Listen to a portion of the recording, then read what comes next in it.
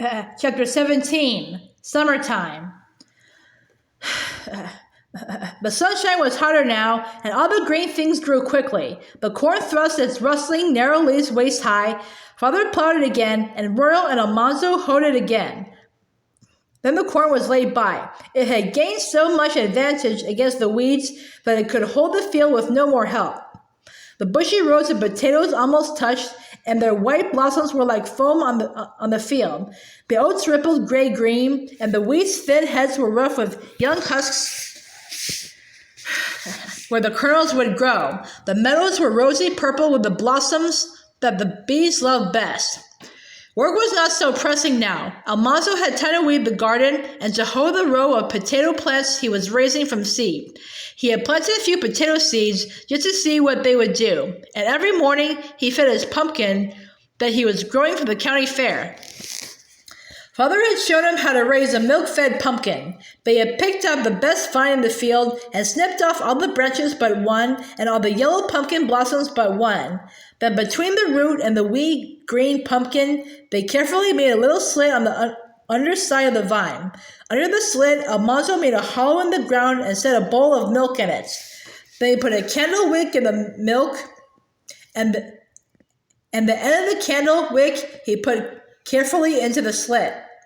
Every day the pumpkin vine drank up a bowlful of milk through the candle wick, and the pumpkin was growing enormously.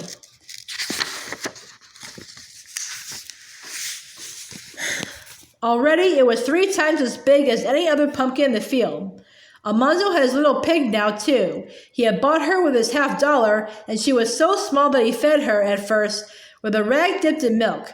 But soon she learned to drink. He kept her in a pen in the shade, because young pigs grow best in the shade, and he fed her all she could eat. She was growing fast, too. So was Almanzo, but he was not growing fast enough. He drank all the milk he could hold, and at meal times he filled his plate so full that he could not eat it all. Father looked stern because he left food on his plate and asked, "What's the matter, son? Your eyes bigger than your stomach?" But Almanzo tried to swallow a little more. He did not tell anyone he was trying to grow up faster so he could help break the colts.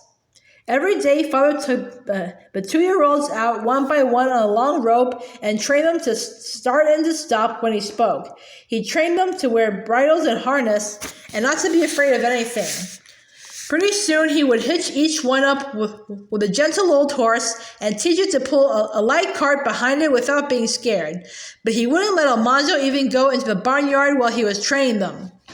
Almanzo was sure he wouldn't frighten them. He wouldn't teach them to jump or balk or try to run away. But Father wouldn't trust a 9-year-old.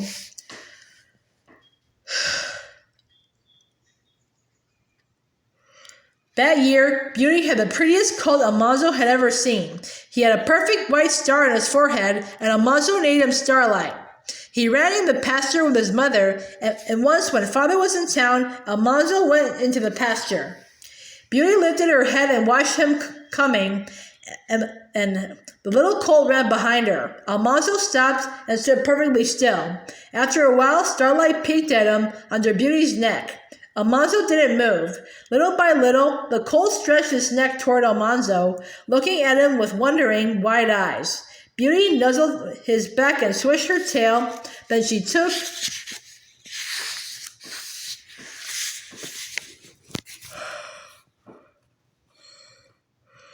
a step and bit off a clump of grass. Starlight stood trembling, looking at Almanzo. Beauty watched them both, chewing placidly. The colt made one step and another. He was so near that Almanzo could almost have touched him, but he didn't move. Starlight came a step nearer.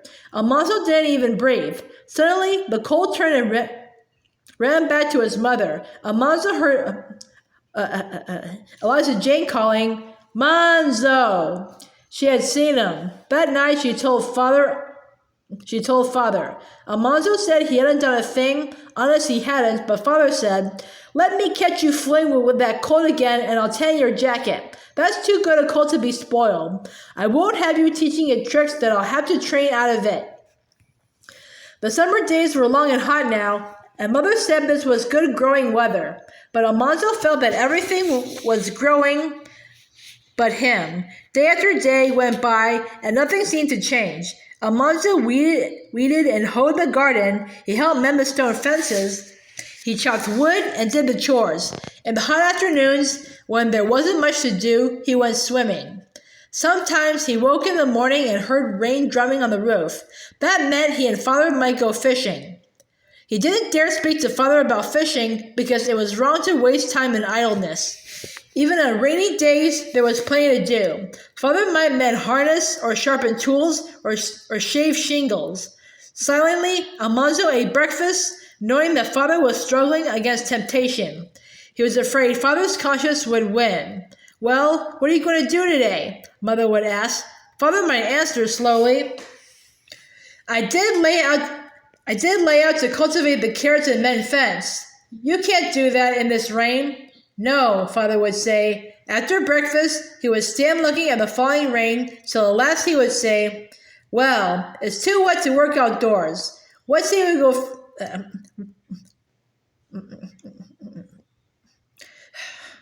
What say we go fishing, Almanzo?" Then Almanzo ran to get the hoe and the bait can, and he dug worms for bait. The rain drummed on his old straw hat. It ran down his arms and back, and the mud squeezed cool between his toes. He was already sopping wet when he and Father took their rods and went down across the pasture to Trout River. Nothing ever smelled so good as the rain on clover. Nothing ever felt so good as raindrops on Almanzo's face and the wet grass swishing around his legs. Nothing ever sounded so pleasant as the drops pattering on the bushes along Trout River and the rush of the water over the rocks. They stole quietly along the bank, not making a sound, and they dropped their hooks into the pool.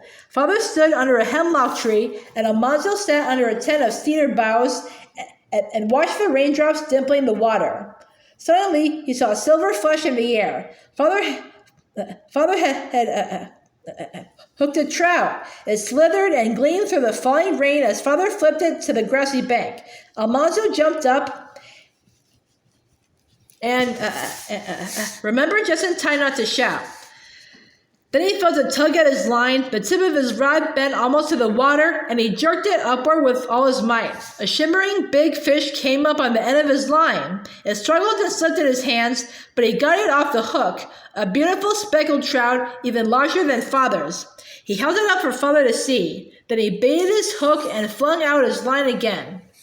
Fish always bite well when raindrops are falling on the river. Father got another one, then Almanzo got two, then Father pulled out two more, and Almanzo got another one even bigger than the first. In no time at all, they had 2 strings of good trout. Father admired Almanzo's, and Almanzo admired Father's, and they tramped home through the clover in the rain. They were so wet they couldn't be wetter, and their skins were glowing warm. Out in the rain, by the chopping block at the wood pile, they cut out the heads of the fish, and they scraped off the silvery scales, and they cut the fish open and stripped out their insides. The big milk pan was full of trout, and Mother dipped them in cornmeal and fried them for dinner. Now this afternoon, Almanzo can help me churn, said Mother. The cows were giving so much milk that churning must be done twice a week. Mother and the girls were tired of churning, and on rainy days, Almanzo had to do it.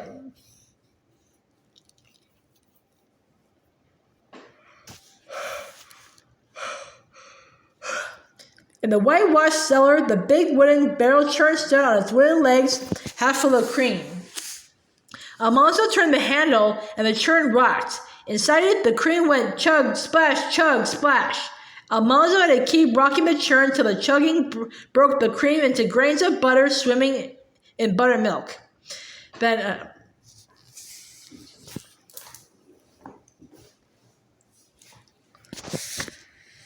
Almanzo drank a milk of acid, creamy buttermilk and ate cookies, while Mother skimmed up the grainy butter and washed it in the round wooden butter bowl. She washed every bit of buttermilk out of it, then she salted it and packed the firm golden butter in her butter tubs.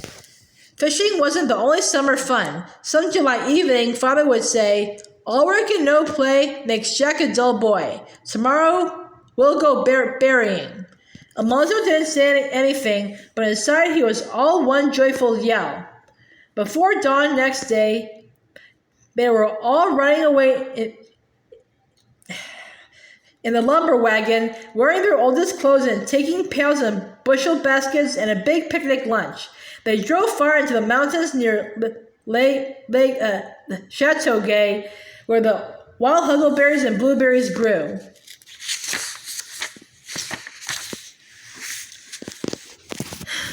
The woods were full of other wagons and other families berrying. They laughed and sang, and all among the trees you could hear the talking. Every year they all met friends here that they didn't see any other time, but all of them were busily picking berries. They talked while they worked. The leafy low bushes covered the ground in open spaces among the trees. Blue-black berries clustered thickly under the leaves, and there was a syrupy smell in the hot, still sunshine. Birds had come to feast in the berry patches. The air was aflutter with wings, and angry blue jaws flew scolding at the heads of the pickers. Once 2 blue jays attacked Alice's sunbonnets, and Almanzo had to beat them off. And once he was picking by himself, and behind a cedar tree, he met a black bear. The bear was standing on his hind legs, stuffing berries into his mouth with both furry paws. Almanzo stood stock still, and so did the bear. Almanzo stared, and the bear stared back at him with little scared eyes above his motionless paws.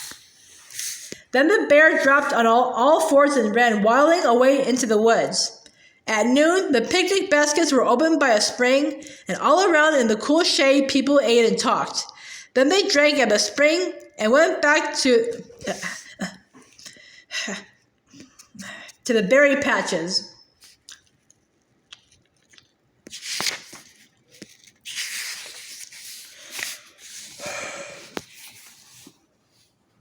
Early in the afternoon, the bushel baskets and all the pails were full, and Father drove home. They were all a little sleepy, soaked in sunshine and breathing the fruity smell of the berries.